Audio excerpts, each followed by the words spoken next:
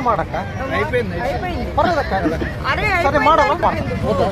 నేను ಮಾಡక్క ఇంటి మీద రాళ్ళ దాడి జరిగింది ఎందుకు జరిగింది ఒక్కసారి మీ మనస్సాక్షిని మీరే అడుక్కోండి దయచేసి మీ మనస్సాక్షిని మీరు ప్రశ్నించుకోండి దాడి జరగడానికి కారణం ఏంటి అల్లు అర్జున్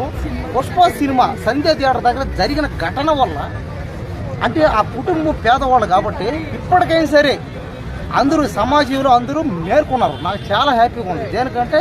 అన్యాయం జరిగిందని జనాలందరూ వెళ్ళి రాళ్ళు వేసి అతన్ని అడిగారు ఒరే నువ్వు చేసిన తప్పురా ఇప్పటికైనా మారరా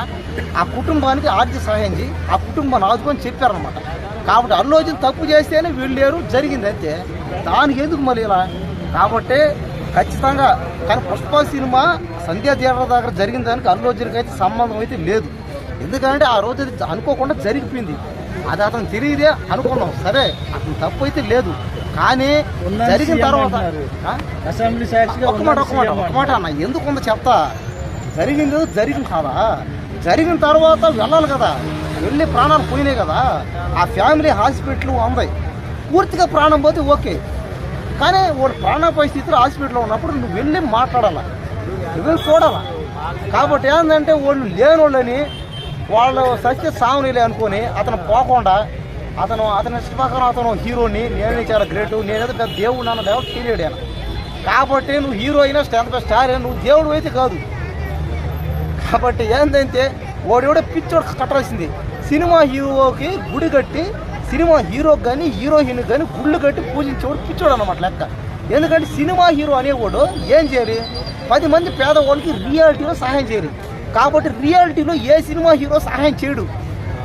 వాడు ఎంతసేపు సినిమాలో చేస్తాడు నేను పేదవాడిని అంటాడు నేను పేదవాళ్ళకి అన్నం పెట్టి అంటాడు పేదవాళ్ళకి బాగా పరిచయం అంటాడు పేదవాళ్ళ కోసం నా కుటుంబాన్ని చంపుకుంటా అంటాడు నేనే గొంతు కోసుకుంటాడు అంతేగాని నిజ జీవితంలో వచ్చి ఎవడో పేదవాళ్ళకి సహాయం చేయడం జరగదనమాట ఎవడైతే నిజ జీవితంలో వచ్చి పేదవాళ్ళకి సహాయం చేస్తాడో వాడు రియల్ హీరో కాబట్టి రియల్ హీరో అంటే అదనమాట ఇప్పటికైనా అల్లు అర్జున్ బయటకు వచ్చి రియాలిటీలోకి వచ్చి బతికితే బెటర్ కాబట్టి డబ్బులు ఈరోజు ఉన్నాయని ఏదో పేరు పలుకుబడి ఉన్నాయని అవన్నీ శాశ్వతం కాదు ఆ ఏ రోజుగానే పోతాయి ఆ పోయిన రోజు నీది మళ్ళీ ఇంకా బతుకు మామూలుగా అట్టయితే ఉండదు ఎందుకంటే ఒకప్పట్లో గతంలో స్వాతంత్రం రాకముందు చూసుకుంటే చిత్తూరు నాగయ్య అతను ఎంత పెద్ద స్టారు ఎలాంటి వాడో తెలుసు అందరికీ కానీ చిత్తూరు నాగయ్య లాంటి హీరోలు అయితే లేరులేండి ఇప్పుడు ఎవరు ఎందుకంటే అతను ఆ రోజుల్లో అతనిది మంచి మనసు 10 మందికి పేదవాళ్ళకి సహాయం చేయాలనే మంచి హృదయం ఆ హృదయం ఉండడం వల్ల పాప ఆయన ఆఖరి పరిస్థితులు వయసు తర్వాత డబ్బు సంపాదించుకోలేక పేదవాళ్ళకి దానాలు చేసి అతను బిచ్చగాడ అయిపోయి చచ్చిపోయాను ఇప్పుడు ఆ చిత్తూరు నాగయ్య అనే ఫ్యామిలీ లేకుండా పోయింది అసలు కానీ ఎవరైనా పెద్ద స్టార్ అయినా తెలుగులో కానీ తమిళలో కానీ హిందీలో కానీ ఎవరైనా తెలుగుడైనా కాబట్టి ఏంటంటే స్టార్ హీరోలు అయినా కూడా ఇప్పుడు హీరోలు అందరూ ఏంటంటే డబ్బు సంపాదించుకున్నారు బాగానే ఉంది కానీ అన్యాయం జరిగినా కూడా దానికి ఏమాత్రం సహాయం చేయకుండా ఉంటే వాళ్ళు హీరోలు కాదు హీరోలు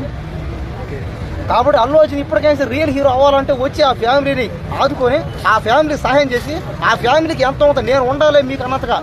వచ్చి మాట్లాడి అదే పరామర్శించి వాళ్ళతో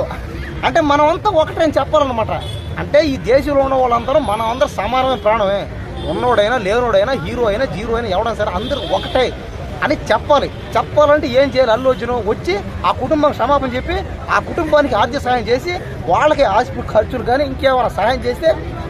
అయిపోద్ది అంతే దానికి అల్లు అర్జున్ మీద ఏదో అదని ఇదని ఆడేదో అదని ఇదని కరెక్ట్ కాదు ఇది అతను సహాయం చేయనంతసేపు ఇంటి మీద దాడి జరగతానే ఉంటుంది ఇంకా ఎక్కువగానే మాట్లాడితే ఇంకా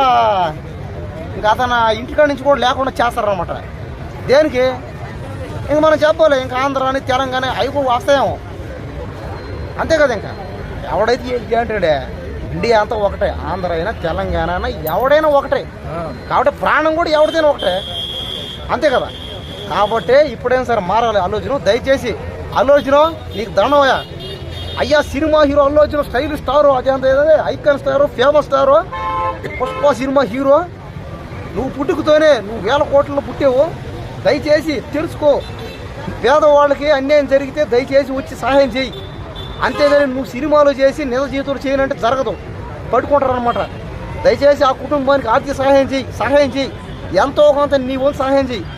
అంతేగాని ఏదో అంతంత మాత్రమే ఆడాడో చేరుకొని నువ్వు మీ ఇంట్లో పడుకొని నువ్వు ఏసీలో నువ్వు ఏ హీరో పడుకొని బయటికి రాకుండా ఏడు నుంచి చేస్తా అంటే జరగదు అనమాట. వెళ్ళి మాట్లాడాలి.